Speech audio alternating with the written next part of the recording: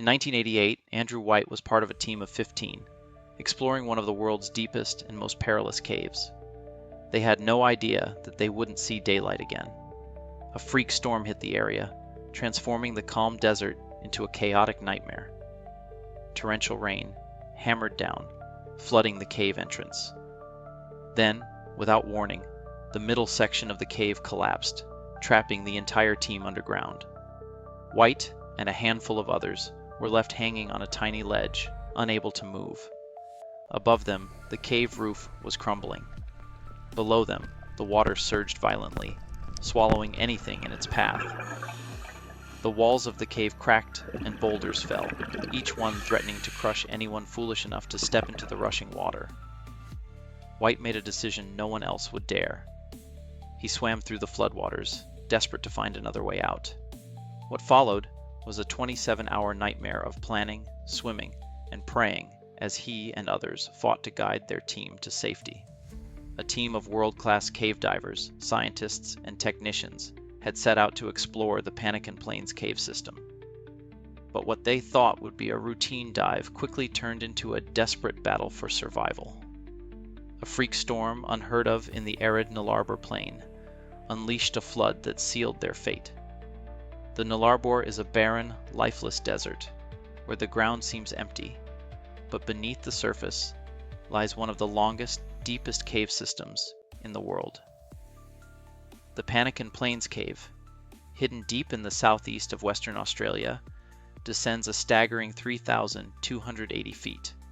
The cave's entrance lies nearly 300 feet above sea level, and getting there is not easy. The nearest road is miles away, and once inside, divers face an unforgiving, isolated world. The cave itself is a beast, mysterious, ancient, and incredibly difficult to navigate. It had been compared to climbing Mount Everest, and only those with the highest levels of skill could even think of entering its depths. But that's exactly what Andrew White and his team planned to do. Andrew, a seasoned cave diver from Western Victoria, had been obsessed with caving since childhood. The Panikin Plains Cave was a challenge like no other. Dark, deep, and deadly. His team of experts, including experienced divers, scientists, and technicians, knew the risks. For months, they prepared, knowing the journey would test their limits. But even they couldn't prepare for the unimaginable disaster that was about to strike. The team ventured down into the cave, carrying tons of equipment. They established base camps in air-filled chambers and started to explore, documenting everything. After weeks of exploration, they encountered a series of tight, twisting underwater passages, pushing the boundaries of their endurance. Then they reached the end. Huge boulders blocked their way forward. Reluctantly, they turned back, unaware that their exit was slowly being sealed off by a catastrophic storm brewing above. After 3 weeks underground, the team was ready to pack up and head home. But above them, the storm that had begun as a rare occurrence spiraled into a deadly fury. Torrential rain, hail the size of golf balls, and winds at 60 miles per hour battered the surface, flooding the cave's entrance.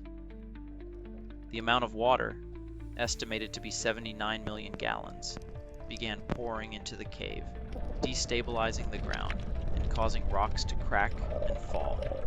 The entrance caved in, trapping the team inside. Vicky Bonwick and Andrew were the first to realize they were trapped, barely ahead of the others.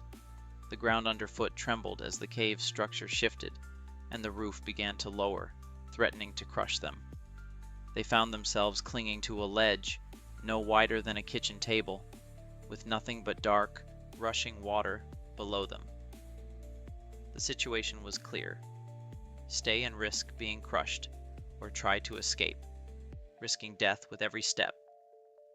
After hours of agonizing waiting, Andrew made the choice that would determine their fate.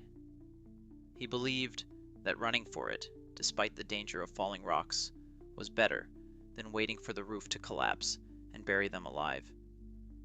He made the break for it, swimming and scrambling through dangerous, shifting rock tunnels, dragging Vicky along. They fought through the surging water, pushing past rockfalls, and somehow made it to the surface. As soon as Andrew emerged, he called for help. The rescue team rushed into action using a specially constructed two-way radio to communicate with the team still trapped underground. The radio could transmit signals through solid rock, allowing them to guide the remaining 13 divers through the flooded, crumbling cave system. For 27 hours, the rescue team fought against time, guiding each trapped diver to safety, one by one. They crawled through flooded tunnels, dodging falling rocks, and maneuvered through a maze of darkness. Every step was a battle to survive, each moment a step closer to freedom. The storm had wreaked havoc, but the team emerged alive, bruised, but unbroken. The footage of the collapse and the subsequent rescue was captured by the cameraman Andrew had brought along, Wes Skiles. The haunting visuals were later turned into a documentary, Null Arbor Dreaming, which launched Andrew into a new career. What began as a simple idea to help pay for the expedition's costs transformed into a life-altering experience. Andrew later worked on documentaries with James Cameron, diving deeper into the ocean's mysteries. But for him, nothing compared to the terror and triumph he had experienced in the depths of Panikin Plains Cave. The Panikin Plains Cave expedition remains one of the most dangerous and tragic stories in the world of cave diving. What was meant to be a scientific journey turned into a desperate fight for survival, leaving a legacy of both horror and heroism. The team's courage and determination to escape the cave's deadly grip are a testament to the resilience of the human spirit, but the disaster also serves as a chilling reminder of the brutal power of nature.